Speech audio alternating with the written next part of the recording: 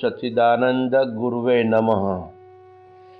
गुरुजी, नित्य आनंद की प्राप्ति कैसे हो, ये हमें समझाइए।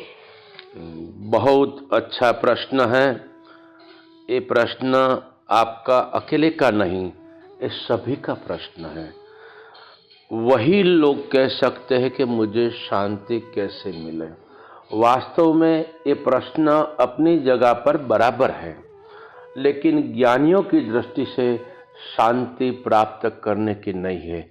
आप स्वयं शांत स्वरूप हो, आप स्वयं आनंद स्वरूप हो, लेकिन जब तक हमारी अज्ञानता के धर्मों के साथ, मिथ्यात्व के साथ आसक्ति रहती है, उन मिथ्यात्व के साथ हमारी पकड़ रहती है, इसीलिए हम अशांत रहते हैं। क्यों अशांत रहते हैं? क्योंकि जिसको हमने पकड़ा है वह प्रतिक्षण परिवर्तनशील है। प्रतिक्षण उसका परिवर्तन हो रहा है। ये देह का परिवर्तन हो रहा है, मन का परिवर्तन हो रहा है, तीनों गुणों का परिवर्तन हो रहा है, यानी सारी परिस्थितियों का परिवर्तन हो रहा है। लेकिन हम अशांत इसलिए है, उन परिवर्तन हो रहा है, ये हमें ज्ञान नहीं है। उसी को हम सत्य जानते हैं और उसी को हम पकड़ना चाहते हैं। उसी के हिसाब से हमारे में जो वास्तविक शांति है उसका प्रागट्य नहीं होता। और प्रतिक्षण हमारे जीवन में मन के साथ संबंध है, तो इसलिए मन कभी राग करता है, कभी द्वेष करता है, कभी ईर्ष्या करता है, कभी निंदा करता है, कभी अहंकार करता है, किसी का सुख देख भी नहीं सकता। यानी सारे ये तरंग होने के कारण हम अशांत रहते हैं। लेकिन जब कोई सदगुरु की कृपा हो और सदगुरु के वचन में हम बार बार सुनते रहे, बहुत काल तक कर सत्संगा मिटे संशय का फंदा। बहुत काल तक सत्संग सुनना चाहिए और गुरुओं की सेवा करनी चाहिए और गुरुओं से प्रार्थना करनी चाहिए कि गुरु महाराज आप जिस स्वरूप में ठहरे हो उस स्वरूप में हमें ठहरा दो। तो गुरु महाराज आप पर कृपा करेंगे और उपदेश देंगे। जैसे उपदेश मिला और गुरु के उन वचनों को आप सुने नहीं, उनको तुरंत अपने जीवन में धारण करें और अपने गुरु में भी पूर्णता रखें और अपने में पूर्णता रखें, तो फिर आपको शांति प्राप्त करने की नहीं है। आप स्वयं शांत स्वरूप हो। क्यों? ये तीन धर्म जो हमारा मिथ्यात्व के सारे धर्म की पोल मालूम पड़ जाएगी, ये है लेकिन ये सत्य नहीं, ये देह है सत्य नहीं, मन का सारा धर्म है लेकिन सत्य नहीं। यानी सारी परिस्थिति आपको मिथ्यात्व लगेगी। जैसे मिथ्यात्व का प्रारंभ हुआ ऐसे ही हमारा स्वरूप सच्चित आनंद स्वरूप है। उसी सच्चित आनंद स्वरूप की अनुभूति वाणी से उस पार की हमें प्रतिक्षण, ऐसा नहीं अभी सुबह में शांति है, दोपहर के बाद अशांति हो जाएगी, ऐसा नहीं होगा। आप हर परिस्थिति में, हर घटित घटनाओं में आप आनंद स्वरूप में रह सकते हो, क्योंकि आपका स्वरूप है।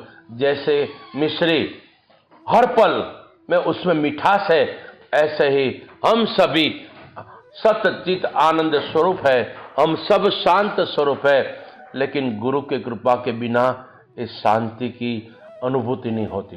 सब लोग शांत कर होने का प्रयत्न करते हैं और बाबाओं को प्रश्न पूछते हैं कि बापू हमको मन में शांति हो जाए, ऐसे कृपा करो। मन की शांति सच्ची नहीं है। अनुकूल घटित घटना घटी तो आपको शांति रहेगी, आपकी इच्छा विरुद्ध घटित घटना घटेगी तो आपको अशांति हो जाएगी।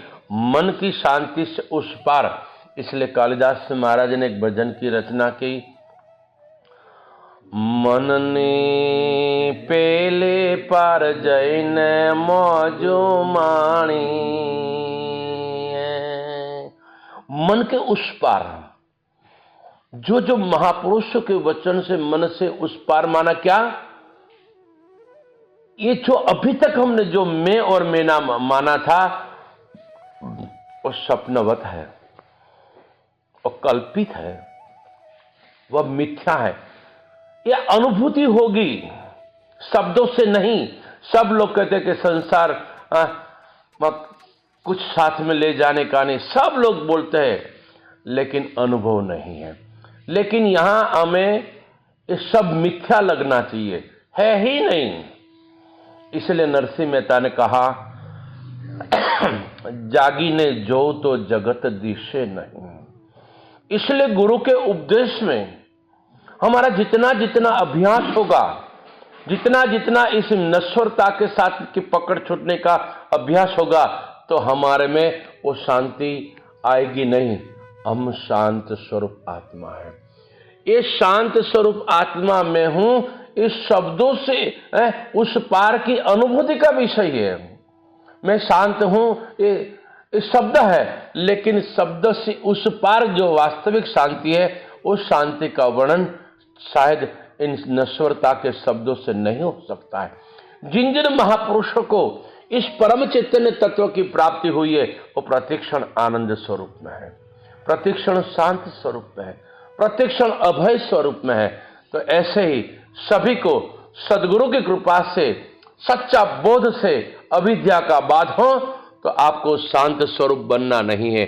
आप स्वयं शांत स्वरूप हो, तो गुरु महाराज का आशीर्वाद है कि आपको वही शांत स्वरूप की जो जलहरती रहे, सदैव आपका मंगल हो, सदैव आपका कल्याण हो और गुरु की सेवा करो, यही आशीर्वाद।